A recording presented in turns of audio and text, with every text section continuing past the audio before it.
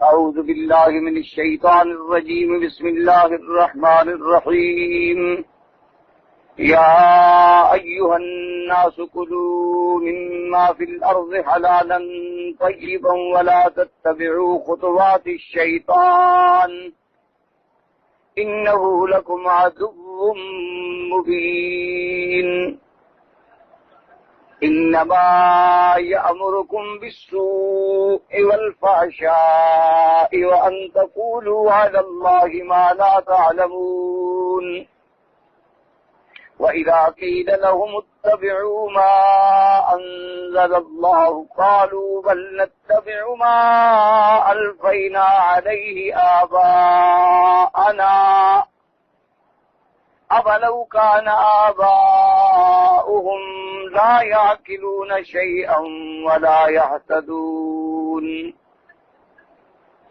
ومثل الذين كفروا كمثل الذي ينعق بما لا يسمع إلا دعاء ونداء ما لا يسمع إلا دعاء ونداء ثم بكم عمي فهم لا يعقلون. اللہ تبارک و تعالی نے کلام مقدس کی ان آیات مبارکہ میں جو سورۃ البقرہ کی آیات ہیں اپنے بندوں کو ارشاد فرمایا ہے کہ اے لوگو کلو مما فی الارض، کھاؤ جو چیزیں تمہارے لیے زمین میں ہیں، حلالا طیبا، حلال اور پاکیزہ، ولا تتبعوا خطوات الشیطان، اور نہ چلو تم شیطان کے راستوں پہ، انہ لکم عدو مبین، شیطان تمہارا کھلا دشمن ہے، انما یامرکم بالسوء والفحشاء، وہ صرف تمہیں حکم کرتا ہے برائی کا اور بے حیائی کا، وَأَن تَقُولُوا عَلَى اللَّهِ مَا لَا تَعْلَمُونَ، اور کہو تم ایسی باتیں اللہ پر جو نہیں جانتے ہو۔ اور جب ان کو کہا جاتا ہے کہ اس کی پیروی کرو جو اللہ نے اتارا ہے، تو کہتے ہیں کہ ہم تو پیروی کرتے ہیں اس طریقے کی جس پر ہمارے آبا ہیں۔ اللہ نے فرمایا اَوَلَوْ كَانَ آبَاؤُهُمْ، کیا ان کے باپ دادا چاہے ایسے ہوں کہ نہ سمجھنے والے اور نہ ہدایت والے۔ اور کافروں کی مثال ایسی ہے کہ جیسے کوئی چیختا ہو اور پکارتا ہو اس کو جو نہ سننے والا ہو آواز، نہ سننے والا ہو مگر پکار اور آواز۔ سمن بکمن، یہ بہرے ہیں، بکمن گنگے ہیں، اندھے ہیں، فہم لا یعقلون، اور وہ نہیں ہیں عقل رکھنے والے۔ تو اب جب آپ نے سابقہ آیات میں اللہ تبارک و تعالیٰ کی توحید کے بارے میں پڑھا کہ اللہ تبارک و تعالیٰ نے اپنے بندوں کو توحید کا سبق دیا کہ الہکم الہ واحد، تمہارا الہ ایک ہے، وہی الہ ہے، وہی رحمان ہے، وہی رحیم۔ اس کے بعد پھر اللہ تبارک و تعالیٰ نے دلائل کا ذکر فرمایا کہ الہ وہی ہے، الوہیت اسی کو زیبا دیتی ہے، کیونکہ جو کچھ آسمانوں میں ہے، زمینوں میں ہے، اختلاف لیل ہے، نہار ہے، یہ تمام چیزوں کا خالق، مالک اور متصرف جو ہے اللہ ہے، تو لہذا الوہیت بھی اسی کو زیبا ہے اور عبادت بھی اسی کو زیبا ہے۔ اللہ تبارک و تعالیٰ نے ان دلائل کے بعد جب ان دلائل کا ذکر آپ نے پڑھ لیا قرآن مجید میں، اور یہ بھی اشارہ فرما دیا کہ ہمارے ان دلائل کو وہی لوگ سمجھتے ہیں جو عقل رکھتے ہیں، اور اس کے بعد پھر دوسری وجہ بتائی مشرکوں کی کہ مشرک جو ہیں وَمِنَ النَّاسِ مَن يَتَّخِذُ مِن دُونِ اللَّهِ أَندَادًا، اللہ کے سوا جو انہوں نے شریک بنا رکھے ہیں ان سے یہ اسی طرح محبت کرتے ہیں جیسے کہ اللہ سے محبت ہونی چاہیے۔ حالانکہ ایمان والوں کی تو صفت یہ ہے کہ وَالَّذِينَ آمَنُوا أَشَدُّ حُبًّا لِلَّهِ، کہ ایمان والے جو ہیں وہ سب سے زیادہ محبت اپنے اللہ سے کرتے ہیں، اور اس کی محبت کے مقابلے میں وہ ساری دنیا کی محبت کو ہیچ اور کمتر سمجھتے ہیں۔ اللہ تبارک و تعالیٰ نے کافروں کے محال کا ذکر کیا کہ جب یہ ان کا حال، اب تو یہ بڑی بڑی شرک اور بڑے بڑے کفر کے نعرے لگاتے ہیں، اب تو میرے سوا انہوں نے ارباب و انداد بنا رکھے ہیں، اب تو انہوں نے میرے سوا اور آلیہ بنا رکھے ہیں، اب تو یہ میرے بجائے غیروں کو پکارتے ہیں اور ان کو حاجت روا اور مشکل کشا سمجھتے ہیں۔ اب یہ دکھ اور درد میں صرف مجھے نہیں پکارتے بلکہ میرے ساتھ اوروں کو بھی پکارتے ہیں۔ کوئی اللہ کے فرشتوں کو پکارتا ہے، کوئی جنات کو پکارتا ہے، کوئی انبیاء کو پکارتا ہے، کوئی اولیاء کو پکارتا ہے۔ فرمایا قیامت والے دن جب آئیں گے تو ان کو پتہ چل جائے گا، جب اللہ کا عذاب دیکھیں گے اس دن یہ سمجھ لیں گے کہ ان القوت للہ جمیعا، کہ تمام قوتوں کا مالک اللہ ہے اور کسی کے ہاتھ میں تو کچھ نہیں، سب کے سب اللہ کے محتاج ہیں۔ اور اس کے بعد اللہ پاک نے فرمایا کہ اس سے زیادہ پھر عالم یہ ہوگا کہ جن کو ان لوگوں نے اپنا خدا اور میرا شریک بنا رکھا تھا وہ بھی ان سے برات کا اظہار کر دیں گے۔ وہ کہیں گے مولا ہم نے تو ان کو کبھی نہیں کہا کہ ہماری عبادت کرو۔ اللہ کے انبیاء بھی انکار کر دیں گے کہ مولا ہم نے ان کو کبھی نہیں کہا کہ تم یا نبی اور ہمارے نعرے لگاؤ۔ ایک حدیث مبارک میں ہم نے کبھی ان کو حکم دیا ہو کہ اللہ کو بھی پکارو اور ہمیں بھی پکارو؟ اللہ تبارک و تعالی ہم نے تو آپ کی توحید کی دعوت دی، ان ظالموں نے خود شرک کھڑا ہے، اس سے ہمارا کوئی تعلق نہیں۔ اللہ کے فرشتے بھی جواب دے دیں گے کہ سبحانکا، پاک ہے تیری ذات، ہم کیسے کہہ سکتے تھے ان کو انت ولینا، تم ہی ہمارے ولی ہو، تم ہی ہمارے مولا ہو، تم ہی ہمارے مالک ہو، ہم نے ان کو کبھی نہیں کہا، یہ تو شیاطین کے کہنے پر چلتے رہے۔ اور اس کے بعد آخری انجام یہ ہوگا کہ ان سے شیطان بھی علیحدہ ہو جائے گا۔ شیطان بھی یہ کہے گا کہ اے مشرکو، قال الشیطان لما قضی الامر ان اللہ وعدکم وعد الحق، کہ اے لوگوں جو جب تم لوگوں سے جو اللہ نے وعدہ کیا تھا وہ سچا تھا اور جو میں نے وعدہ کیا وہ جھوٹا تھا، لیکن اب تم میرے اوپر کیوں سواری کرتے ہو؟ میرا کیا گناہ ہے؟ میرا تمہارے اوپر کوئی تسلط نہیں تھا، کنٹرول نہیں تھا، میں نے تو تم کو صرف بے حیائی اور شرک اور برائی کی طرف بلایا تھا، میرا کام تو صرف بلانا تھا۔ اور لیکن اللہ نے 1,24,000 نبی بھیجے، اللہ نے کتابیں اتاری، قرآن اتارے، اس کے بعد علماء آئے، وہ تمہیں حق کے لیے بلاتے رہے، تم نے ان کا کہنا نہ مانا اور میرے بلانے پہ چلے آئے۔ لہذا آج تم ہمیں ملامت نہ کرو، اپنے نفسوں کو ملامت کرو۔ اگر صرف بلانے کی وجہ سے تم آ گئے ہو تو حق کی طرف بھی تو بلانے والے موجود تھے، تم ادھر کیوں نہیں گئے؟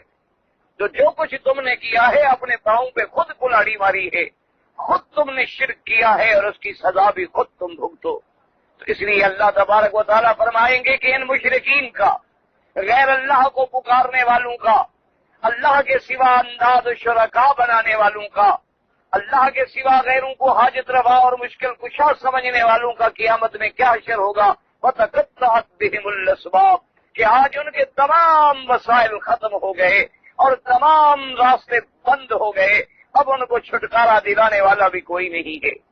اور فرمایا نتیجہ کیا نکلے گا؟ وَمَا هُمْ بِخَارِجِينَ مِنَ النَّارِ، اے میرے مدنی صلی اللہ علیہ وسلم، میری ذات کے ساتھ شریک بنانے والوں کا انجام یہ ہوگا کہ وہ ہمیشہ جہنم میں رہیں گے، اس سے نکالے نہیں جائیں۔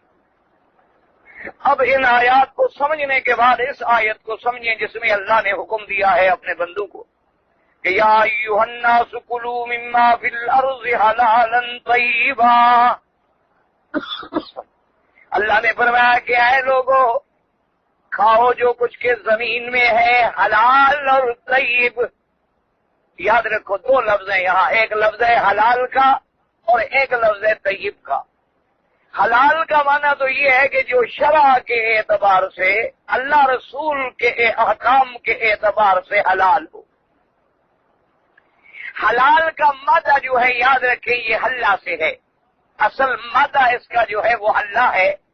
حل کہتے ہیں کسی گرہ کو کھولنا، مثلاً ایک گرہ ہے اس کو آپ نے کھول دیا تو کہیں گے حلہ ہو، اس نے کھولا ہے۔ تو گویا اللہ تبارک و تعالیٰ نے بھی تمہارے لیے گرہ کو کھول دیا کہ بھی تم حلال جو ہے وہ کھا سکتے ہو۔ اور حلال کیا ہوتا ہے کہ جو اللہ اور اللہ کا رسول حلال کرے۔ کیوں؟ اس کی وجہ یہ ہے کہ تمام چیزوں کا مالک اور خالق کون ہے؟ جیسے آپ نے پڑھا آسمانوں اور زمینوں کے پیدا کرنے والا کون ہے؟ اور اللہ نے فرمایا تھا وَبَثَّ فِيهَا مِن كُلِّ دَابَّةٍ، اور ہر جاندار کو اس زمین پہ چلانے والا کون ہے؟ تو جب خالق اور مالک اللہ ہے تو حلال اور حرام کے فیصلے کرنے والا بھی اللہ ہے۔ جس کا ملک ہے وہی بتا سکتا ہے کہ میرے ملک میں یہ چیز حلال ہے اور یہ چیز حرام ہے، لیکن جن کا ملک ہی نہیں ہے ان کو تو کوئی تعلق نہیں ہے حلال اور حرام کا۔ اسی لیے ان آیات کا پیچھے سے بھی ایک تعلق اور ربط بنا کہ مشرکین کی طرح تم بھی یہ نہ کرو کہ وہ خود حلال و حرام کرتے تھے، تم ایسا نہ کرو بلکہ تم ان چیزوں کو کھاؤ اور پیو جو چیزیں حلال ہیں، اور جو چیزیں طیب ہیں۔ طیب کا کیا معنی؟ پاکیزہ۔ تو پاکیزہ علماء نے فرمایا کیا معنی کہ مثلا ایک چیز فی ذات ہی تو حلال ہے۔ اب دیکھیں مثلا ایک بکری ہے لیکن حلال ہے، فی ذات ہی حلال ہے، لیکن اگر اسے کوئی چوری کر کے کھائے تو اب حرام ہو جائے گی، تو چوری کرنے کی وجہ سے وہ حرام ہو گئی۔ کسی کا مال چھین لینے کی وجہ سے چیز حرام ہو گئی، سود لینے کی وجہ سے چیز حرام ہو گئی۔ اس لیے فرمایا کہ حلال بھی ہو اور وہ پاکیزہ بھی ہو، کہ اس میں کسی دوسرے کا کوئی دخل بھی نہ ہو کہ چیز تو حلال ہے لیکن تم چوری کر کے کھاتے رہو، چیز تو حلال ہے اور تم جناب چوری کر کے پیتے رہو کہ جی حلال تو ہے، چیز پڑی ہوئی ہے اور حلال بھی ہے تو ہم کیوں نہ کھائیں۔ تو جب تک مالک کی اجازت نہیں ہوگی اس کے بغیر آپ تصرف نہیں کر سکتے۔ تو اس لیے علماء نے فرمایا کہ ان چیزوں کو کھاؤ جو حلال بھی ہوں اور پاکیزہ بھی ہوں۔ اور بعض علماء نے فرمایا کہ طیب کے لفظ میں ایک چیز کا اور بھی اضافہ ہوتا ہے کہ حلال بھی ہو، پاکیزہ بھی ہو، مرغوب بھی ہو، تمہیں اس سے رغبت بھی ہو، طبیعت اس کی طرف چاہتی بھی ہو، کھینچی بھی چلی آئے۔ اچھا بعض چیزیں ایسی ہوتی ہیں کہ طبیعت جو ہے ان کی طرف رغبت نہیں کرتی، یعنی چیز تو حلال ہے لیکن طبیعت کو چیز مرغوب نہیں ہے، جیسے کہ حضور صلی اللہ علیہ وآلہ آلہ وصحبہ وسلم تسلیما کثیرا کثیرا کے سامنے یہ جسے آپ گوہ کہتے ہیں اور عربی میں اسے ضب کہتے ہیں، یہ جو ہے پکی ہوئی سامنے آئی اور حضور کو پیش کی گئی۔ حضور نے فرمایا کہ میں پسند نہیں کرتا، حضور صلی اللہ علیہ وسلم نے فرمایا کہ میں ایسی چیز کو پسند نہیں کرتا لیکن تمہیں منع بھی نہیں کرتا، اس لیے کہ حلال تو ہے لیکن میری طبیعت اس کو قبول نہیں فرماتی ہے۔ اس لیے حضور صلی اللہ علیہ وسلم کے یعنی آپ کا پسند نہ فرمانا جو ہے وہ صاف، اور پھر حضور کا منع نہ فرمانا، یعنی اگر حضور منع فرما دیتے پھر تو وہ چیز حرام ہو جاتی، لیکن حضور صلی اللہ علیہ وسلم کا منع نہ فرمانا لیکن خود کو بھی فرمایا مجھے ایک چیز مرغوب نہیں ہے۔ تو اس لیے علماء نے فرمایا کہ طیب کے اندر ایک اشارہ یہ بھی ہے کہ چیز حلال بھی ہو، پاکیزہ بھی ہو اور مرغوب بھی ہو، یعنی اس چیز میں تمہیں رغبت بھی ہو۔ اور آگے اس کے بعد اللہ نے فرمایا وَلَا تَتَّبِعُوا خُطُوَاتِ الشَّيْطَانِ إِنَّهُ لَكُمْ عَدُوٌّ مُّبِينٌ۔ خطوات جمع ہے خطوہ کی۔ خطوہ کہتے ہیں آپ جب قدم رکھتے ہیں تو دو قدموں کے درمیان میں جو جگہ ہے یہ خطوہ ہے، اس کو کہتے ہیں خطوہ۔ اسی لیے ایک حدیث مبارک میں آیا کہ بنو سلمہ انصار کا ایک قبیلہ تھا رضوان اللہ علیہم اجمعین، اور ان کے گھر جو ہیں وہ مسجد نبوی سے بڑے دور تھے، تو انہوں نے حضور صلی اللہ علیہ وسلم سے اجازت طلب کی کہ یا رسول اللہ صلی اللہ علیہ وسلم اگر ہمیں اجازت دیں تو ہم اپنے وہ گھر چھوڑ کے مسجد کے قریب آباد ہو جائیں، کیونکہ ہمیں بڑی دور سے آنا پڑتا ہے اور جماعت کو چھوڑنے کا تو کوئی سوال ہی پیدا نہیں ہوتا تھا۔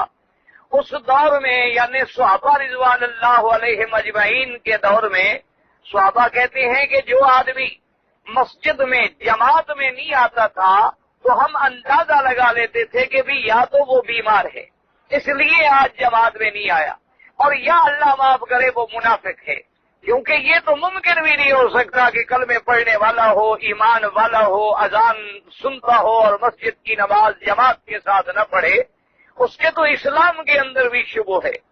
تو اس لیے حضور صلی اللہ علیہ وسلم سے صحابہ نے عرض کیا کہ حضور ہم بڑی دور سے آتے ہیں، اگر آپ ہمیں اجازت دے دیں تو ہم مسجد نبوی کے قریب کسی جگہ ڈیرا لگا لیں۔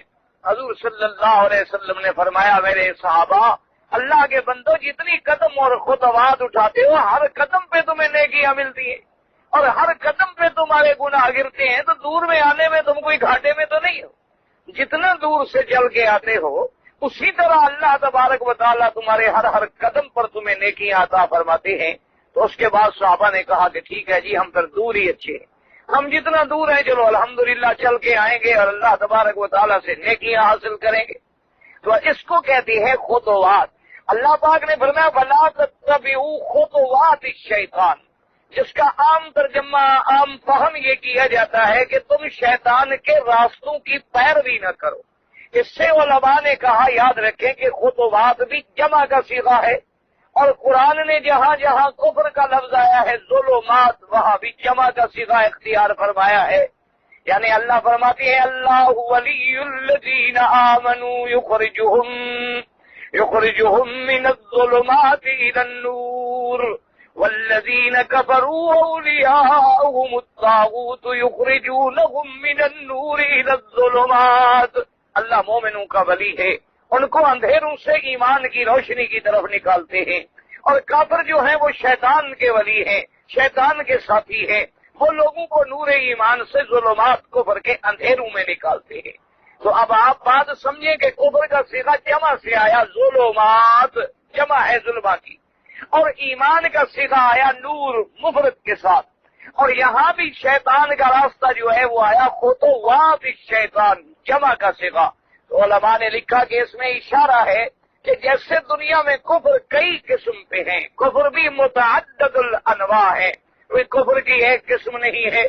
कोई सूरज के पुजारी बन के काफिर हो गए, कोई तारों को मुतसर्रिफ मान के काफिर हो गए, कोई आग के पुजारी बन के काफिर हो गए, किसी ने बुतों का पुजारी बन के कुफ्र इख्तियार किया, बाज लोगों ने अल्लाह के कुरान का इनकार करके कुफ्र इख्तियार किया, बाज लोगों ने अंबिया का इनकार करके कुफ्र इख्तियार किया, बाज लोगों ने अल्लाह तबारक व तआला के कुरान को माना लेकिन बाज अहकामात का इनकार करके कुफ्र इख्तियार किया।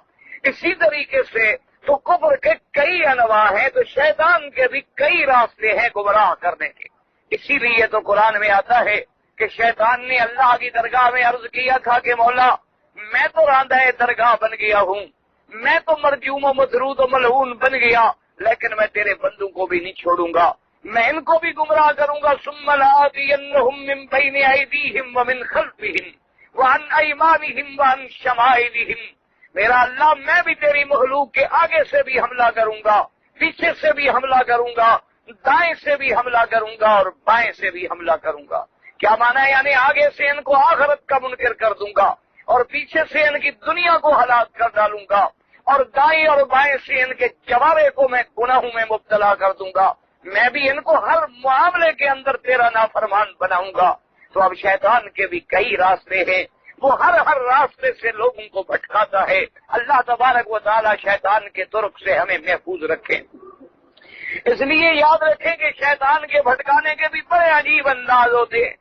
बाज लोगों को वो जानता है तो सीधा गुमराही में डाल देता है, बाज लोगों को मोहब्बत या औलाद के अंदर डाल के गुमराह कर देता है, बाज लोगों को बीवी की वजह से गुमराह कर देता है, बाज लोगों को दोस्तों की वजह से गुमराह कर देता है। जैसे कि एक हदीस मुबारक में आता है कि आदमी तो बड़ा अच्छा होगा लेकिन बीवी की वजह से जहन्नम में चला जाएगा। बाज लोग ऐसे होंगे जो औलाद की वजह से जहन्नम में चले जाएंगे, बाज लोग ऐसे होंगे जो दोस्तों की वजह से जहन्नम में चले जाएंगे। और देखें ये शैतानी रास्ते होते हैं कि किसी जगह वो रंग पे लड़ा देता है, गोरे और काले के तमीज के अंदर लड़ा देता है, और किसी जगह वो कौमियतों पे लड़ा देता है कि जनाब आप खान हैं और ये कमी कासबी लोग हैं, ये बड़ी नीच कौम के लोग हैं, ये आपके बराबर हो सकते हैं? कोई बात है? खानदानी लोग खानदानी होते हैं, उस कौमियत के नाम पर लोगों को लड़ा देता है। कभी वो जनाब जबान के मसले पे लोगों को लड़ा देता है कि जो मेरी जबान बोलने वाला है वो तो मेरा है, अगर कोई दूसरी जबान बोलता है तो वो हमारा मुखालिफ है।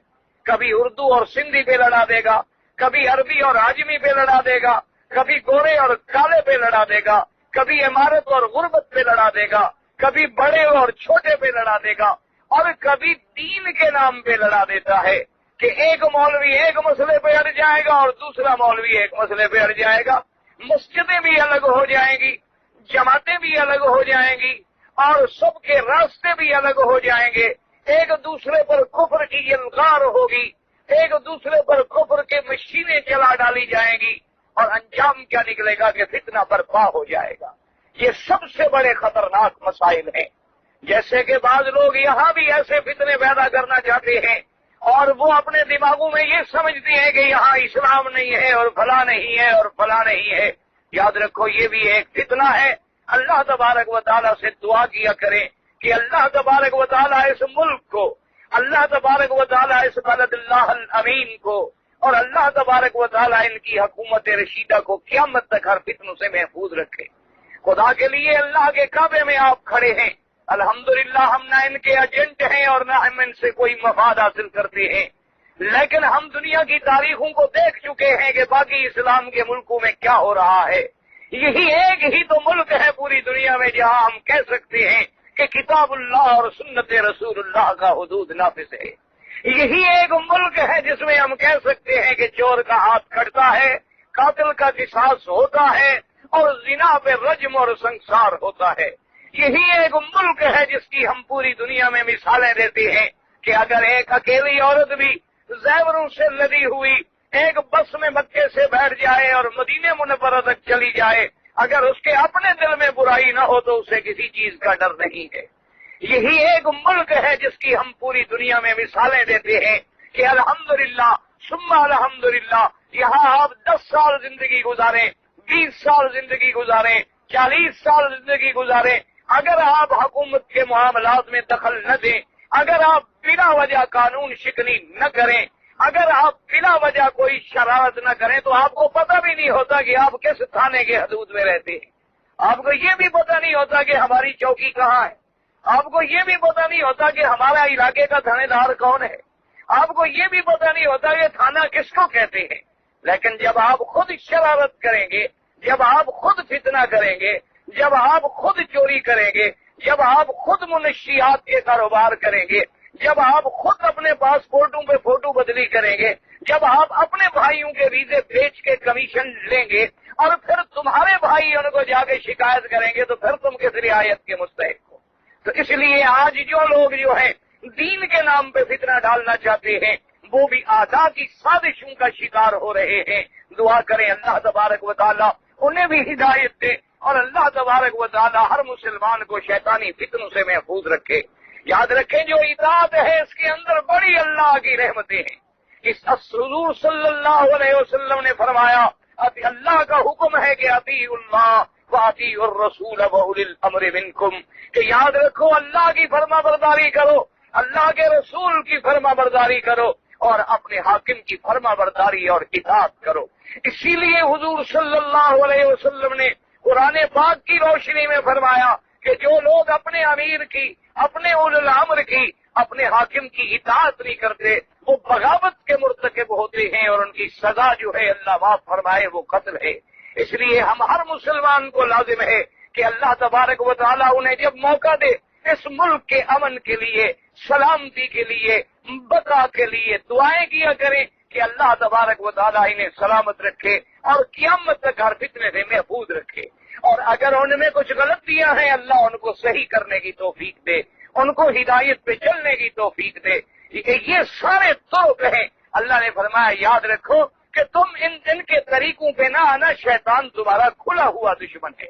ایک تو اللہ نے فرما دیا تمہارا دشمن ہے، اور ایک فرمایا دشمن چھپا ہوا نہیں، دشمن بھی کھلا ہوا ہے۔ وَلَا تَتَّبِعُوا خُطُوَاتِ الشَّيْطَانِ إِنَّهُ لَكُمْ عَدُوٌّ مُبِينٌ، تحقیق وہ تمہارا دشمن بھی ہے اور دشمن بھی کھلا ہوا ہے۔ آج دیکھو دنیا میں اگر کوئی بھائی کسی کو بتلائے کہ بھئی فلاں آدمی سے ہوشیار رہنا تیرا دشمن ہے، فلاں آدمی سے ہوشیار رہنا تیرا دشمن ہے، اور آدمی بالکل الرٹ ہو جاتا ہے، اور جب اس سے کوئی بات کرے وہ کہتا ہے نہیں جناب مجھے بڑے مضبوط آدمی نے بتلایا ہے۔ اگر کسی کو کوئی عالم بتلا دے، کوئی پیر بتلا دے کہ بھی اس بندے سے خیال کرنا یہ تمہارا بڑا دشمن ہے، تو آدمی کہتے ہیں جناب سوال پیدا نہیں ہوتا، مجھے میرے مرشد نے بتلایا ہے۔ لیکن آپ اندازہ کریں کہ جس کے بارے میں اللہ نے فرمایا ہو کہ تیرا دشمن ہے، اللہ نے بتلایا ہو کہ شیطان تیرا دشمن ہے اور کھلا دشمن ہے، اور اس کے بعد پھر ہم اس کے ساتھ تعلق رکھیں۔ تعلق کا کیا معنی ہے؟ اس کے کہنے پہ چلنا۔ تم جس کے کہنے پہ چلتے ہو تو گویا اس کے ساتھ تعلق رکھتے ہو۔ اسی لیے حضرت ایک اللہ والے نے کتنی بڑی پیاری بات فرمائی ہے ایک دفعہ جو دیکھا انہوں نے کہ بیٹھے ہیں کچھ لوگ اور لعنت کر رہے ہیں کہ اللہ شیطان پہ لعنت کرے، تو آپ نے فرمایا کیسی لعنتیں کرتے ہو؟ دن کو بیٹھ کے شیطان پہ لعنت کرتے ہو اور رات کو اس کے کہنے پہ عمل کرتے ہو، یہ کیسی لعنت ہے؟ کیوں منافق بنتے ہو؟ کہتے بھی ہو شیطان بڑا لعین ہے، شیطان بڑا لعنتی ہے، اور شام کو شراب بھی پیتے ہو۔ کہتے ہو شیطان جی بڑا لعنتی ہے اور زنا بھی کرتے ہو۔ کہتے ہو جی شیطان واقعی بڑا لعنتی ہے اور اس کے بعد لڑکوں سے ناجائز تعلق بھی رکھتے ہو۔ کہتے ہو شیطان بڑا لعنتی ہے، سود بھی کھاتے ہو۔ تو یہ کیسی لعنت ہے؟ کیوں منافقت کرتے ہو؟ یعنی اللہ کے ساتھ دھوکھا کرنا چاہتے ہو، اللہ کو دکھلانا چاہتے ہو کہ میں شیطان کو لعنت کرتا ہوں لیکن رات کو اس کے احکام پہ چلتا ہوں۔ اس لیے اللہ نے فرمایا کہ وَلَا تَتَّبِعُوا خُطُوَاتِ الشَّيْطَانِ، اور نہ چلو تم شیطان کے راستوں پہ، اور ان کے راستوں میں سے ایک راستہ کیا ہے کہ وہ تمہیں بتلا دیتا ہے کہ تم نے یہ جانور جو بت کے نام پہ چھوڑا ہے، خبردار اب اس جانور پہ سواری نہ کرنا، اب اس جانور کو نہ کھانا، یہ تو تمہارے بتوں کے نام پہ، خدا کے نام پہ۔ یہ بھی شیطان کا ایک طریقہ ہے کہ اللہ کے اس حلال کو تمہارے لیے حرام کر دیتا ہے۔ کہتا ہے کہ جناب کیونکہ کافروں کی جہالت میں رسمیں تھیں، وہ کیا کرتے تھے کہ کچھ جانور جو ہیں وہ اپنے بتوں کے نام پہ مخصوص کر دیتے تھے کہ جناب یہ جانور لات کے نام پہ، یہ منات کے نام پہ، یہ عزا کے نام، اور پھر ان کے بارے میں ان کا عقیدہ یہ ہوتا تھا کہ جتنے انہیں جانور انہوں نے انصاب و انداز کے نام پہ چھوڑے ہوتے تھے، ان جانوروں کو وہ استعمال کرنا جو ہے حرام سمجھتے تھے۔ وہ کہتے تھے اب یہ ہمارے لیے حرام ہے کیونکہ یہ تو لات و عزا اور منات کے نام پہ ہے۔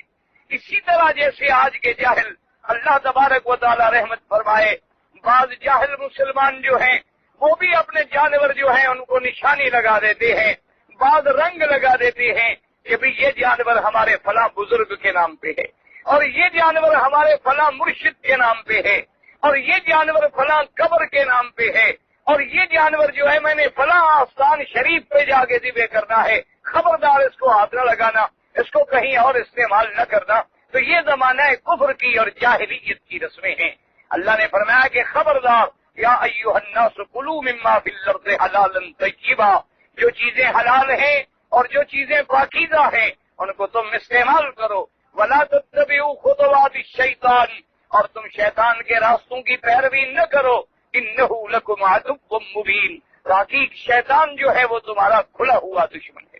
اس کی وجہ یہ ہے کہ جی ایک دشمن ایسا ہوتا ہے جس کا ہمیں علم نہیں ہوتا، وہ چھپا ہوا دشمن ہوتا ہے، اور ایک دشمن ایسا ہوتا ہے جو کہہ دے کہ میں تمہارا دشمن ہوں، اس کی دشمنی میں کیا شبہ ہے۔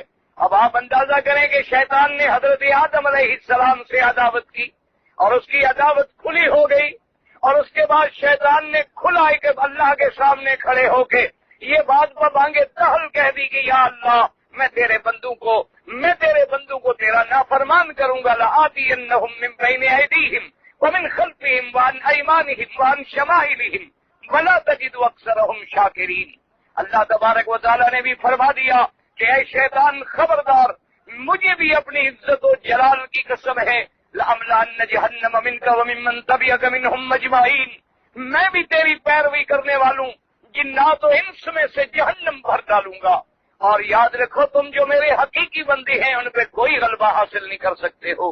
تو اب شیطان کی عداوت ہمارے باپ حضرت آدم سے شروع ہوئی، اور شیطان کی عداوت جو ہے وہ آج تک چلی آ رہی ہے۔ تو اس لیے اتنا بڑا کھلا دشمن جو ہے اس کی دشمنی سے آدمی اگر اعتراض نہ کرے اور اس کے راستوں پہ چلتا رہے تو اللہ تبارک و تعالیٰ ہی ہمیں ان فتنوں سے محفوظ رکھے۔ اس لیے اگلی آیت میں اللہ فرماتے ہیں انما یأمرکم بالسوء والفحشاء، یاد رکھو انما یأمرکم، انما حصر کے لیے ہوتا ہے کہ شیطان تو تمہیں حکم ہی صرف یہ کرتا ہے، یأمرکم مانا امر کرتا ہے تمہیں دو چیزوں کا، کیا؟ بالسوء والفحشاء۔ یاد رکھو یہاں دو لفظوں کا استعمال ہوا ہے، ایک لفظ ہے سو کا کیا معنی؟ ایسا کام جو شریف دیکھنے والے کو برا لگے، سا یا سو کو ایسا کام کہ شریف کو برا لگے، یہ سو ہے۔ اور بعد میں فرمایا کہ سو معنی ہوتا ہے برے افعال، برے افعال جو ہے وہ سو میں آ گئے۔ اور فحشاء کا معنی کیا ہے؟ بے حیائی والا کام۔ اسی لیے قرآن پاک نے زنا کو बहन और बेटी कल किसी की लज्जत काम दहन के काम आ सकती है। इससे बड़ी ख्वाहिशा क्या हो सकती है कि तुम मुसलमानों की असमत दरी करो। अल्लाह तबारक व तआला ने यहाँ फरमाया शैतान तो तुम्हें दो बातें कहेगा, एक तो बुरे अफाल का हुक्म देगा और एक बेहयाई के कामों का हुक्म देगा। अब आप देखें ना जी कि जितने शैतानी काम हैं उनके अंदर न सिवाय बुराई और बेहयाई के क्या मिलता है। वो तुम्हें क्या हुक्म देगा, वो कहेगा फिल्म देखा करो। वो तुम्हें फिल्म देखते देखते कहेगा देखो जी बात ये है कि इनमें अच्छी चीजें भी तो होती हैं, इनमें हिदायत के सबक भी तो होते हैं।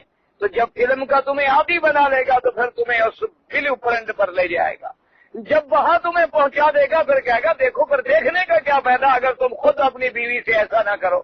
तो फिर उसी बीवी का तुम दूध भी पीना शुरू कर दोगे और वही हरकत करनी भी शुरू कर दोगे। इसलिए वो जब भी तुम्हें डालेगा, जिना में डालेगा, बेहयाई में डालेगा, बुराई में डालेगा, सट्टे में डालेगा, सूद में डालेगा कि देखो जी अजीब बात है, ये तो इनाम है भाई, ये तो इनाम मुकर्रर किया गया है कि जिसके गिलास में 10 नंबर निकल आया उसको हम 2000 दे देंगे और गिलास तुम खरीदोगे 4 आने का। अब 4 आने की चीज है यार, ले लो एक टिकट जेब में डाल दो, शायद निकल आए तो 10,000 मिल गए। अब कितना उसने ललचा दिया। लेकिन ये हमने न सोचा कि इस एक नंबर की तलाश पर कंपनियों ने तो लाखों हासिल कर लिए और में डालेगा, बुराई में डालेगा, सट्टे में डालेगा, सूद में डालेगा कि देखो जी अजीब बात है, ये तो इनाम है भाई, ये तो इनाम मुकर्रर किया गया है कि जिसके गिलास पे 10 नंबर निकल आया उसको हम 2000 दे देंगे और गिलास तुम खरीदोगे 4 आने का। अब 4 आने की चीज है यार, ले लो एक टिकट जेब में डाल दो, शायद निकल आए तो 10,000 मिल गए। अब कितना उसने ललचा दिया। लेकिन ये हमने न सोचा कि इस एक नंबर की तलाश पर कंपनियों ने तो लाखों हासिल कर लिए और लाखों में से एक आदमी को 10,000 दे दिया तो हम बड़े खुश हो रहे हैं कि जनाब देखो आपने बड़ा लूट लिया। यानी 1 लाख मुसलमान का घर लूटने के बाद अगर एक आदमी को एक चीज दे दी गई तो हम सारे बड़े खुश होते हैं, क्योंकि वो थोड़ा थोड़ा लूटा गया है, लोगों को एहसास नहीं होता, लोगों को दर्द नहीं होता, ज्यादा तकलीफ नहीं होती। इसलिए अल्लाह तबारक व तआला ने फरमाया कि ये तो तुम्हें बेहयाई के कामों में डालेगा, बुराई का हुक्म करेगा और बेहयाई का हुक्म करेगा। और ये तुमसे क्या कहेगा, वअन तक़ूलू अलल्लाहि मा ला तअलमून, और तुम ऐसी बातें अल्लाह की तरफ मंसूब करो जिनका तुम्हें इल्म भी नहीं रखते हो। वअन तक़ूलू अलल्लाह, क्या माना कि ये हलाल है हराम, भाई ये हलाल हराम का इख्तियार तो अल्लाह को है, तुम कौन हो हलाल करने वाले या हराम करने वाले। तो ये तुम्हें कहेगा कि ऐसी बातें कहो। और इसीलिए उलमा ने फरमाया कि ये तुम्हें बिदअत में डालता है। बिदअत में डालने का क्या माना होता है कि एक ऐसा काम जिसे दीन का काम समझ के सवाब की उम्मीद लगाई जाए, ये बिदअत होती है, याद रखो। यानी ऐसे दीनी काम में ऐसा काम निकाला जाए जिसका अल्लाह रसूल ने हुक्म नहीं दिया, लेकिन उस पर सवाब की उम्मीद रखी जाए कि ये बड़ा अच्छा काम है और हमें सवाब भी मिलेगा, तो ये बिदअत होती है। सवाब हालांकि उस काम पे मिलता है जो अल्लाह अल्लाह के रसूल ने फरमाया है, अल्लाह अल्लाह के रसूल ने बतलाया है। और हमारा ईमान है कि हमारे आका खातमुल अंबिया सरकार मदीना सल्लल्लाहु अलैहि वसल्लम ने, हमारा ईमान है कि कोई ऐसी भलाई की बात नहीं है, ऐसी अच्छी बात नहीं है, ऐसी खैर की बात नहीं है जो हमारे मदनी ने छोड़ी हो। अपनी उम्मत को सारा दीन कामिल पहुंचा दिया है और दीन कामिल मुकम्मल हो चुका है। अल्लाह ने उसमें मोहरें लगा दी है कि अकमलतु लकुम दीनकुम। तो अब दीन में किसी चीज का इजाफा करना, किसी चीज की नई नई तरीके निकालने जिसका असल ही न हो, जिसकी बुनियाद न हो, याद रखें इससे उन चीजों को न लिया करें कि जी सहाबा ने भी तो एक अमल किया, सहाबा ने वो अमल किया लेकिन उसका असल मौजूद था, उसका असल हुक्म मौजूद था। जब असल हुक्म मौजूद हो तो वो चीज बिदअत नहीं होती। बिदअत तब होती है कि जब उसका असल जो है मौजूद नहीं है। मिसाल के तौर पर अब हम कहते हैं कि जी आजान से पहले सलातो सलाम पढ़ना या बाद में सलातो सलाम पढ़ना ये बिदअत है। अच्छा, कोई कहता है कि जनाब देखो तरावी भी तो हुजूर ने 20 नहीं पढ़ी है, तरावी जो है वो भी तो आपने 20 नहीं पढ़ी है, लेकिन हम सब 20 पढ़ते हैं। तो हजरत उमर रज़ी अल्लाह तआला अन्हु ने कहा कि 20 रकातें पढ़ो और एक कारी के पीछे पढ़ो। तो अब बात को समझिए, सबसे पहले ये देखें कि तरावी हजूर ने खुद पढ़ी है। आपने चाहे कितनी रकातें पढ़ी हूं लेकिन तरावी पढ़ी है। ایک رات بھی پڑھی ہے، دوسری رات بھی پڑھی ہے، اور تیسری رات صحابہ انتظار کرتے رہے لیکن حضور نہ آئے۔ تو اصل تراویح کا پڑھنا رمضان میں تو حضور سے ثابت ہو گیا۔ اچھا، اس کے بعد میرے آقا نے یہ بھی فرما دیا کہ جیسے میرا طریقہ سنت ہے، میرے خلفائے راشدین کا طریقہ بھی سنت ہے۔ علیکم سنتی و سنت الخلفاء الراشدین المہدیین، فرمایا میرے طریقے کو پکڑو اور میرے خلفائے راشدین کے طریقے کو پکڑو۔ تو اب خلفائے راشدین کے طریقے کو تو میرے مدنی پاک نے خود اپنا طریقہ فرما دیا، اور پھر جب حضرت عمر رضی اللہ تعالیٰ عنہ نے تمام صحابہ کو جمع کیا تو کسی ایک صحابی نے بھی مخالفت نہ کی، پھر اجماع صحابہ ہو گیا، تو اس میں ہمیں اصل مل گیا۔ لیکن یہاں جب اذان سے پہلے صلاۃ و سلام کا مسئلہ ہے، نہ تو ہمیں حضور پاک سے کوئی اصل ملتا ہے، نہ ہمیں حضرت بلال کا کوئی عمل ملتا ہے، نہ حضرت ابی محذورہ اور عبداللہ ابن ام مکتوم کا کوئی عمل ملتا ہے، نہ خلفائے راشدین اور اجماع صحابہ ملتا ہے۔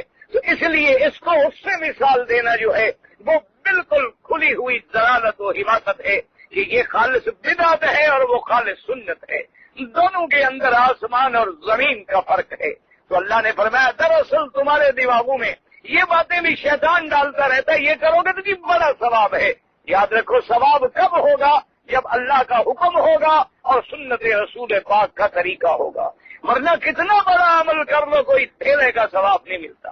یعنی اب آپ سمجھ لیں کہ ابھی آپ جائیں اور صفا مروہ سارے جناب سبق سننے کے بعد عشاء کی نماز پڑھ کے سارے صفا دوڑنی شروع کر دو، ساری رات دوڑتے رہو اور سمجھو کہ ثواب ہوگا؟ بالکل نہیں ہوگا، کیونکہ صفا مروہ کا دوڑنے کا حکم تب ہے جب ہم نے عمرے کا احرام باندھا ہو، جب ہم نے حج کا احرام باندھا ہو۔ بغیر احرام باندھے ہوئے صفا مروہ دوڑنے کا نہ حکم ہے، نہ اصل ہے، نہ ثبوت ہے۔ اب آپ کہیں کہ جی کام تو اچھا ہے نا، جی کام تو اچھا ہے، جگہ بھی بڑی مبارک ہے اور دوڑنا بھی ہوتا ہے، ہم دوڑیں گے تو ثواب ہوگا؟ ثواب نہیں بلکہ عذاب ہوگا کہ ہم مخالفت کریں گے سنت محمد مصطفیٰ کی صلی اللہ علیہ وآلہ آلہ وصحابہ وسلم تسلیما کثیرا کثیرا۔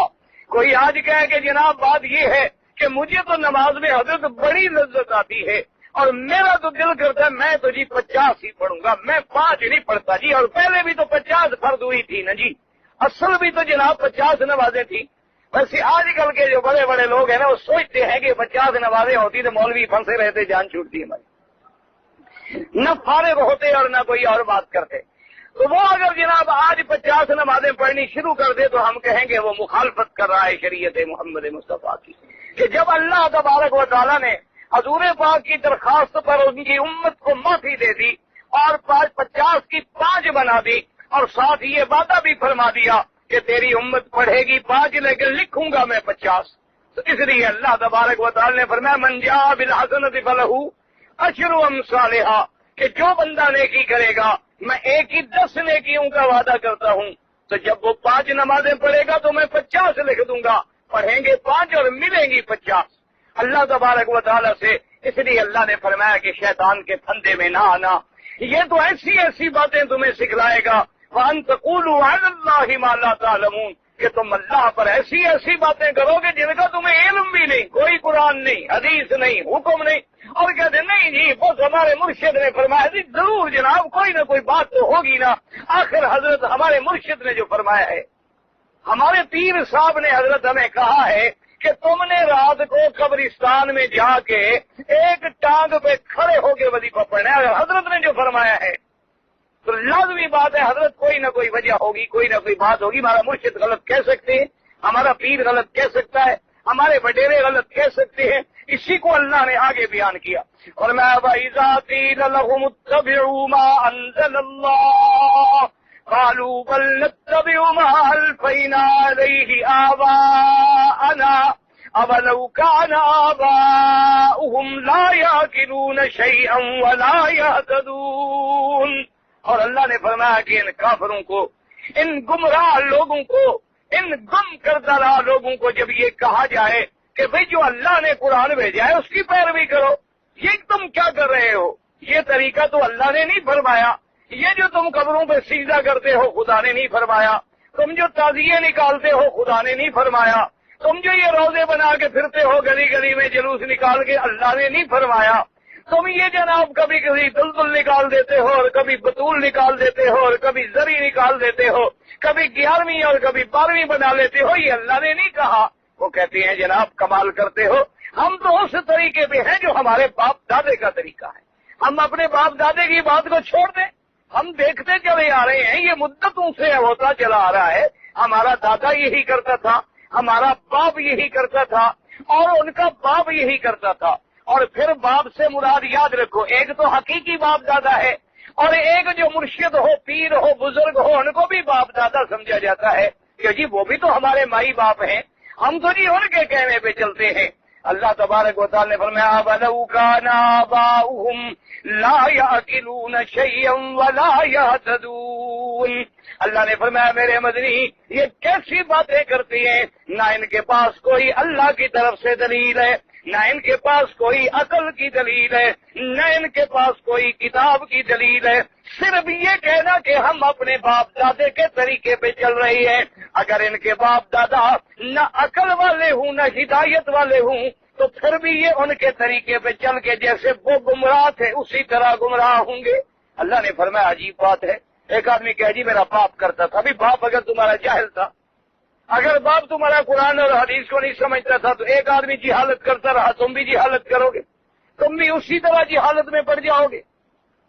अब इसी तरह पहले देखो, पहले दौर में ये आलम होता था कि मिसाल के तौर पर बाप मर गया तो बेटा अपनी माँ से शादी कर लेता था, बाप मर गया तो बेटा तमाम जायदाद ले लेता था और बहनों को हिस्सा नहीं देता था। अच्छा अगर बेटा ना हो सिर्फ बेटियां हों तो जो चचा था यानी मरने वाले का भाई वो सारी जायदाद अपने कब्जे में ले लेता था। कहता ठीक है जी लड़कियों का क्या ताल्लुक है, ये जायदाद मर्दों के लिए होती है, लड़कियों के लिए थोड़ी जायदाद होती है कि वो हमारी वारिस बने। तो अब कोई कहे देखो जी हमारे तो बाप दादे का यही रिवाज है, जैसे आज भी हमारे मुसलमान मुल्कों में बाद ऐसी गलत गलत रस्में चली जा रही है और जब उनसे पूछा जाता है तो ये अल्लाह के कुरान में कोई हुक्म है, हजूर पाक की हदीस में कोई वो कहते हैं जी बाप दादे का यही हुक्म। भी बाप दादे को हमने यही देखा है वो करते, यानी आज आप पूरी दुनिया को मसला समझाएंगे जनाब ये अंगूठे चूमना कुरान हदीस में नहीं है, कहेगा ठीक है जी ना हो हमारा बाप करता था, हमारा उस्ताद जो था ना जिससे हमने पढ़ा हजरत वो भी चूमते थे, हमने जनाब फला मौलवी साहब को देखा था वो भी चूमता था, फला को हमने देखा था वो भी चूमता था। तो इसलिए अल्लाह ने फरमाया कि ये कोई दलील नहीं होती, दलील तो वो होती है जो कुरान हो, दलील वो है जो हदीस हो, दलील वो हो जो फितरत चीख चीख के कह रही हो। जैसे मैंने कहा कि आसमान मेरी कुदरत की दलील है, क्यों कोई है आसमान बनाने वाला, कोई है जमीन बनाने वाला, अगर है तो निकालो। अंतुम तखलुकूनहु अम नहनुल खालिकून, अल्लाह ने फरमाया हमने पैदा किया कि तुमने पैदा किया है, अगर किसी और ने पैदा किया है तो हमारे मुकाबले पे ले आओ, वो कहे कि मैंने ये जमीन बनाई है। तो अल्लाह ने फरमाया इनके पास कोई दलील नहीं। लेकिन इस आयत मुबारक से एक बात समझ लें कि बाद हजरात जो है हमारे जो तकलीद के मुखालिफ होते हैं ना जी, तकलीद नहीं करनी चाहिए, वो इन आयात को पढ़ते हैं कि देखो जी यहाँ बाप दादे के तरीके पे चलना या बुजुर्गों के तरीके पे चलना जो है ये तकलीद है और इसी को तो अल्लाह ने शिर्क करार दिया है और इसी को तो अल्लाह ने हराम करार दिया है। लेकिन याद रखो ये इफरात और तफरीत में पड़ने वाली बात है। याद रखो एक है तकलीद हक की और एक है बातिल। बातिल की तकलीद में तो कोई शुबह ही नहीं है कि वो कुफ्र शिर्क है। अब देखें ना कि इसी कुरान की आयत में क्या लिखा है, इसी कुरान को खुदा के लिए कोई समझे। ऐसी आयतें जो अल्लाह ने काफिरों के लिए और मुशरिकों के लिए उतारी है तुम उनको मुसलमानों पे चस्पा न किया करो। अल्लाह तबारक व तआला से डरना चाहिए। अब आप गौर करें, फरमाया वलौ काना आबाउहुम ला याकिलून शैयन वला यहतदून, यानी इनके बाप दादे में अकल भी नहीं और हिदायत भी, यानी हिदायत पर भी नहीं है और अकल भी नहीं है कि बात को समझ सके और मसले को समझ सके। तो अब नतीजा क्या निकला कि अगर माँ बाप में अकल भी हो और हिदायत भी हो तो फिर उनकी बात माननी, फिर तो उनकी बात माननी जायज है।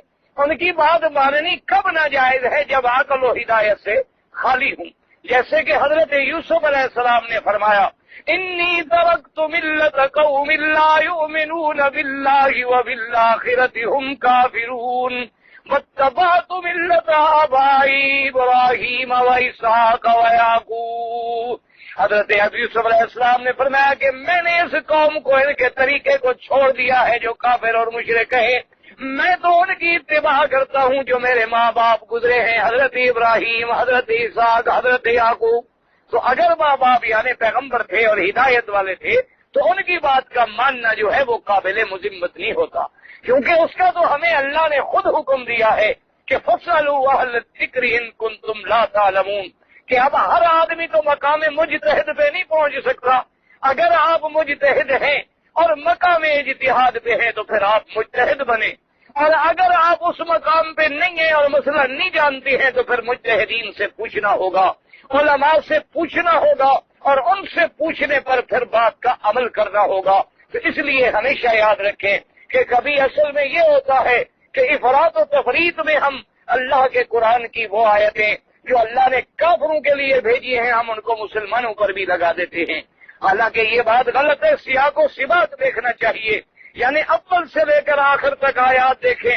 استبرأ الذین اتبعوا من الذین اتبعوا، قیامت والے دن وہ بڑے اور چھوٹے ایک دوسرے سے علیحدہ ہو جائیں گے۔ کون؟ کافر، یعنی اتباع کرنے والے اور اتباع کرانے والے، وہاں بھی کافر تھے۔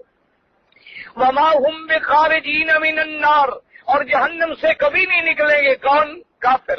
اور اس کے بعد فرمایا لوگوں حلال و طیب کھاؤ۔ کن کو حکم تھا؟ مسلمانوں کو، اور ان لوگوں کو جو بتوں کے نام پہ اپنے جانور چھوڑ کے حرام کر لیتے تھے۔ یہاں بھی ذکر کافروں کا ہے۔ اور اس کے بعد بھی اللہ تبارک و تعالی نے فرمایا وَأَن تَقُولُوا عَلَى اللَّهِ مَا لَا تَعْلَمُونَ، اللہ پر ایسی باتیں کرنا جو اللہ نے نہیں فرمائی ہے، یہ بھی کافروں کا شیوا ہے۔ کوئی مسلمان اللہ پر ایسی بات کیسے کر سکتا ہے؟ اور اس کے بعد بھی اللہ نے فرمایا اِذَا قِيلَ لَهُمُ اتَّبِعُوا، جب ان کافروں سے کہا جاتا ہے کہ بھی تم ہمارے پاک پیغمبر کا کہنا مانو، تو یہ کہتے ہیں نہیں ہم تو اپنے باپ دادا کے طریقے پر ہیں۔ تو لہذا یہ تمام آیات کا سیاق اور سباق جو ہے وہ کفار و مشرکین کے حق میں ہے۔ تو اب نتیجہ کیا نکلا کہ ہم اندھی تقلید جس میں کفر و شرک آ جائے، یا اندھی تقلید جس میں ہم باطل کی تقلید کریں، یا اندھی تقلید کہ اللہ کے قرآن احکام سارے مسائل کو چھوڑ کے ہم اس کے خلاف چلیں، اس کے حرام ہونے میں کسی کو شبہ نہیں ہے۔ باقی یہ بات ہے کہ ایک آدمی بیچارہ جاہل ہے، وہ قرآن پڑھ ہی نہیں سکتا، یا قرآن تو پڑھ سکتا ہے لیکن اس سے جو مسائل نکلے ہیں وہ ان کو نہیں سمجھ سکتا، استنباط احکام نہیں کر سکتا، مسائل کی تفہیم نہیں کر سکتا۔ اس کے لیے حکم ہے کہ وہ کہاں جائے؟ فَاسْأَلُوا أَهْلَ الذِّكْرِ، وہ قرآن والوں کے پاس جائے، وہ علم والوں کے پاس جا کے مسائل پوچھے اور ان کی پیروی کرے اور ان کے ساتھ چلے۔ اسی لیے اللہ تبارک و تعالی نے ہمیں جو سب سے بڑی عظیم فاتحہ سورت عطا فرمائی ہے، جو شافیہ بھی ہے، جو دعا بھی ہے، جو اللہ کی حمد و ثنا بھی ہے، جو اللہ کی وحدانیت کا بیان بھی ہے، جس میں نبوت و رسالت کا بیان بھی ہے، جس میں قیامت کا بیان بھی ہے، اس میں بھی ہمیں کیا سبق دیا ہے؟ اہدنا الصراط المستقیم، یا اللہ ہمیں صراط مستقیم کی ہدایت نصیب فرما۔ اور صراط مستقیم کن کی ہے؟ صراط الذین انعمت علیہم، ان لوگوں کے راستے پہ چلا جن پہ تو نے انعام کیا ہے۔ اور جن پہ تو نے انعام کیا ہے وہ کون لوگ ہیں؟ اولئک مع الذین انعم اللہ علیہم من النبیین والصدیقین والشہداء والصالحین۔ یعنی آپ اندازہ کریں پھر صرف نبی کافی تھا، آگے صدیقین یا شہداء اور صالحین کے ذکر کرنے کی ضرورت کیا تھی؟ اس لیے سمجھ آیا کہ ہر آدمی تو نبی کی بات کو نہیں سمجھ سکتا، وہ لازماً کسی صدیق سے پوچھے گا، وہ لازماً بعض مسائل ایسے ہیں جو میدان جنگ سے تعلق رکھتے ہیں وہ شہداء سے معلوم ہوں گے، اور بعض تعلق ایسے ہیں جو ذکر و فکر و علم سے تعلق رکھتے ہیں وہ صالحین سے معلوم ہوں گے۔ اس لیے فرمایا کہ اللہ ہمیں ان کے راستوں پہ چلا۔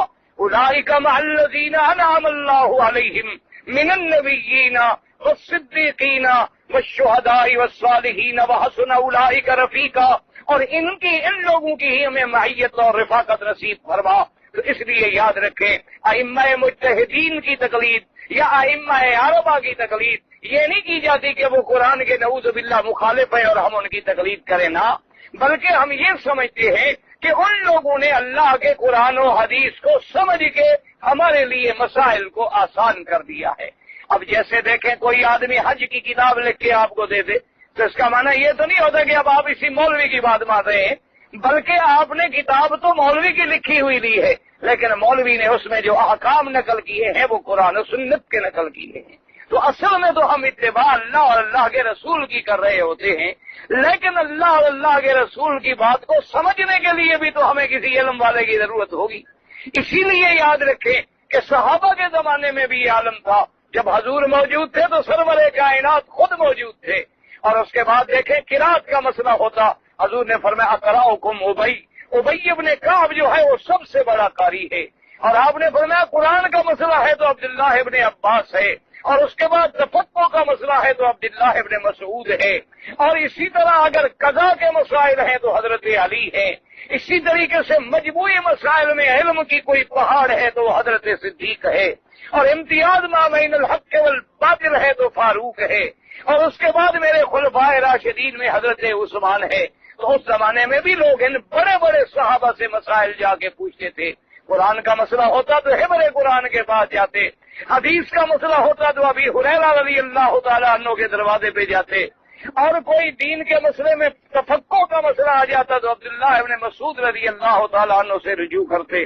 اسی لیے آپ نے نہیں دیکھا کہ کتنی آیتیں ہیں اور کتنی احادیث رسول ہیں کہ صحابہ کی خدمت میں جب آئے لوگ اور انہوں نے آ کے پڑھا کہ یہ ہے، تم نے فرمایا کہ نہیں، تم نے تو سمجھا ہی نہیں، اس کا مقصد تو یہ ہے، اس کا مقصد یوں نہیں ہے جو تم نے سمجھا ہے. تو اس لیے ہمیشہ اللہ تبارک و تعالی ہمیں حق پہ چلنے کی توفیق دے اور حق والوں کے ساتھ رکھے، اور اللہ تبارک و تعالی اسلام پہ موت عطا فرمائے. کہتے ہیں جی کہ اگر کوئی آدمی مثلا 15 دن کی نیت نہیں کرتا، مقیم نہیں ہے یعنی مسافر ہے، تو اس کو سنتیں اور نفلیں، وہی سنت اور نفل جو ہے ایک واضح بات ہے. جب اللہ نے فرض بھی 4 کے 2 کر دیے تو سنت نفل تو خود سمجھ لینا کہ معاف ہو گئی.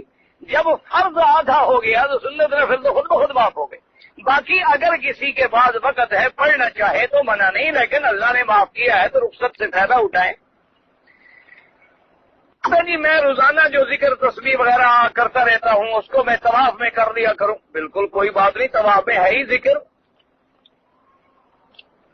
اگر کسی آدمی نے مجھے شادی پہ دعوت دی اور اس کے گھر میں ڈھول باجے ہے تو یہ مسئلہ موجود ہے کہ شادی کی دعوت پہ جانا سنت ہے، لیکن اگر وہاں بدعات ہیں، منکرات ہیں، شریعت کے خلاف کام ہے تو نہ جائیں، پھر شرکت کرنی ضروری نہیں ہوتی ہے. اس لیے کہ اگر آپ شریک ہوں گے تو لازمی بات ہے کہ شریعت کے خلاف جو کام ہے ان کو رونق ملے گی اور آپ بھی اس میں مجرم بنیں گے. کہتے جی کہ اگر ہندوستان کے مسلمانوں کی فوج میں کوئی ملازم ہے، جنگ کرے، مسلمان سے لڑے، مسلمان سے نہ لڑنے کی اجازت نہیں ہے، کیونکہ حکم یہ ہوتا ہے کہ ہم حاکم کی ہر وہ بات مانیں گے جو اللہ رسول کے حکم کے مطابق ہو. اس لیے یاد رکھیں. اور آج کل تو وہاں بہت بڑا عذاب آیا ہوا ہے، دعا کریں اللہ مسلمانوں کی حفاظت کرے، اللہ تبارک و تعالی مسلمانوں کو بچائیں. یہ اللہ کی طرف سے تنبیہات ہوتی ہیں لیکن لوگ سمجھتے نہیں. آپ نے جو کچھ کشمیریوں کے ساتھ کیا ہے، کیا ان کی چیخیں عرش پہ نہیں جائیں گی؟ کیا ان کی فریاد تم لوگ مسلمان نہ سنو لیکن خدا بھی نہیں سنے گا؟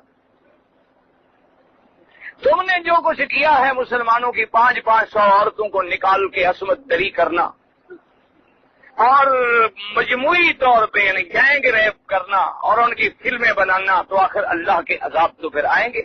اللہ تبارک و تعالیٰ تو پکڑیں گے، چاہے تم پکڑو نہ پکڑو، خدا تو بدلہ کسی شکل میں لے گا. اسی لیے اللہ تبارک و تعالیٰ سے پناہ. اچھا، اور پھر جب عذاب آتا ہے، پھر آگ جب جلتی ہے تو سبز لکڑی بھی ساتھ جل جاتی. آگ تو پھر آگ ہوتی ہے نا، پھر وہ یہ نہیں دیکھتی کہ اس کا گھر ہے، یہ اپنے کا گھر ہے یا پرائے کا گھر ہے. بہرحال دعا کریں اللہ مسلمانوں کی حفاظت کرے. کہتا ہے جی کہ بعض لوگ مکے میں رہتے ہیں، عمرہ بڑا کرتے ہیں لیکن فرض نماز نہیں پڑھتے. ایسے آدمی کے عمرے کا کوئی ثواب نہیں، ڈھیلے کے برابر بھی ثواب نہیں ہے، کیونکہ ایک امام کے نزدیک تو فرض نہ پڑھنے والا ہے ہی کافر. جب کافر ہے تو عمرہ کافر کو کرنے کا کیا فائدہ؟ اور باقی تینوں اماموں کے نزدیک بھی فاسق ہے اور ایسا کام کر رہا ہے جو اس کو کفر تک لے جانے والا ہے. یہی تو میں نے کہا نا، ہمارے ملک میں یہ سب سے بڑی مصیبت ہے کہ ہم مسجد کا بڑا احترام کرتے ہیں، دور سے گزرے تو مسجد کو سلام کرتے ہیں. کیا ہے بھائی، یہاں آدمی کمال ہے جی، مسجد شریف تھی، مسجد شریف. اچھا، اور جائیں تو 100 فٹ دور جوتے اتار کے وہیں جناب صاف کر کے رکھیں گے. کیا مسجد شریف؟ نماز نہیں پڑھے. ایسی تعظیم کا کوئی فائدہ نہیں. ऐसी ताजीम और ऐसे इस तरह मक्के में रहने का, उम्रे करने का कोई धेले का फायदा भी नहीं। कुरान करीम की शान ज्यादा है या हुजूर की? आपसे क़यामत में ये मसला नहीं पूछा जाएगा। हुजूर की, कुरान ही ने तो मेरे नबी को नबी बनाया। जब तक कुरान नहीं उतरा तो हुजूर ने नबूवत का ऐलान किया? भाई 40 साल हुजूर पे कुरान नहीं उतरा, हुजूर ने कभी कहा मैं नबी हूं? तो हुजूर को रसालत कब मिली? जब अल्लाह का कुरान उतरा। तो वो अल्लाह का कलाम है। जब अल्लाह बड़ा है तो हर चीज बड़ी है। अब इतना लंबा जवाब तो मैं कैसे करूं? हुजूर ने फरमाया फातिहा के बगैर नमाज नहीं होती। उसी हुजूर पाक ने फरमाया है कि इज़ा क़रअल इमाम फ़अंसितू, जब इमाम पढ़े तो तुम चुप करो। उसी हुजूर ने फरमाया है कि इमाम का पढ़ना मुक्तदी का पढ़ना है। बस बात खत्म हो गई। वहां भी हदीस मौजूद है। ज्यादा बहस करनी है तो उलमा से जाके अलहदगी में बैठ के मसाइल को समझें। ये रफ़अ यदैन और फातिहा और ये जो फुरूई मसाइल है ना जी, इस पे लड़ने लड़ाने के लिए तुम्हारे मुल्क में बहुत मौलवी हैं। मुझे खुदा के लिए बख्श। मैं सबको जो फातिहा पढ़ते हैं अल्हम्दुलिल्लाह कायल हूं कि नमाज होती है। जो नहीं पढ़ते अल्हम्दुलिल्लाह उनकी भी नमाज होती है। ये आला औला के मसले हैं, अफजल गैर अफजल के मसले हैं। ये आज तक उम्मत में कोई पैदा नहीं हुआ जिसने कहा कि फलां की नहीं होती और फलां की होती है। तो ऐसे झगड़ों में बहुत सारे मौलवी आपको मिल जाएंगे। मुझे खुदा के लिए बख्श दे और आप किसी दूसरे मौलवी साहब से अपना शौक पूरा कर लिया करें। मैं तो इसका कायल हूं जो नमाज नहीं पढ़ता उसको अंदर ले आओ। जो पढ़ रहा है खुदा के लिए लड़ा के उसको बाहर न निकालो, उसको महरूम न करो नमाजों से। क्यों लोगों को नमाज से महरूम करते हो? क्यों लोगों के दिमागों में ऐसी मसले डालते हो कि लोग नमाज पढ़नी छोड़ जाए? जो नमाज पढ़ रहा है शुक्र करो अल्हम्दुलिल्लाह सुम्मा अल्हम्दुलिल्लाह। और जो नहीं पढ़ता सारे मौलवी मिलके उसको अंदर ले आओ। कि इसी किस्म के मौलवी होते हैं ना, वो छोटे छोटे मसलों पे पढ़ते पढ़ते पढ़ते फिर कहीं पहुंच जाते। अल्लाह पाक हमें फितनों से और लड़ाइयों से बचाए। अगर कहता है जी कि किसी बदकार आदमी को मसलन मर गया और जन्नतुल बकी में दफन कर दिया जाए, सवाल जवाब होगा। सवाल जवाब तो सबसे होगा, हर मुसलमान से, हर काफिर से।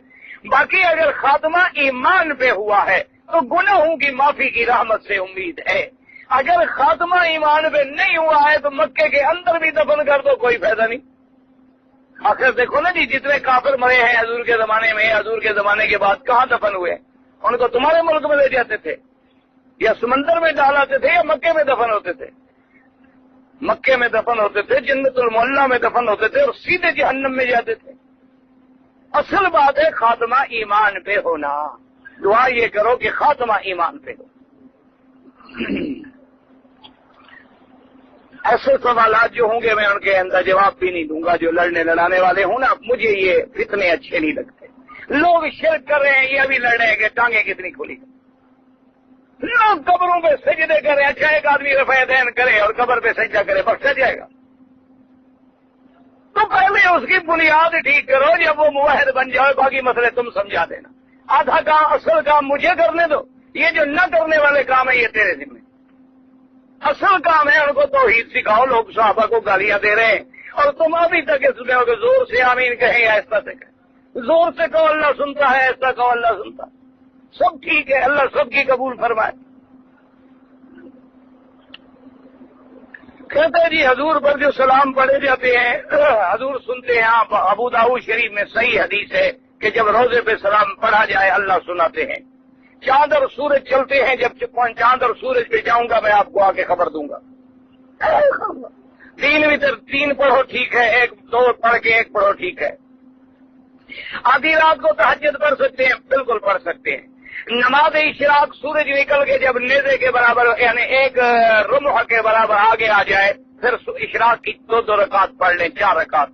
और चाश्त कहते हैं जब धूप ऊपर आ जाए और पांव जलने लगे फिर वो वक्त होता है। हजूर के 9 बीबियां मौजूद थी, वो निकाह में थी। हाँ तो निकाह में तो थी, बाकी 2 पहले फौत हो गई, 9 मौजूद थी।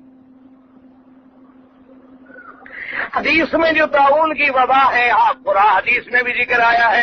हजूर ने फरमाया कि जिस मुल्क में ताउन फैला हो उसमें न जाओ, और अगर तुम वहां हो तो फिर बाहर भी न निकलो ताकि और लोगों के लिए ईज़ा का अज़ाब न बनो।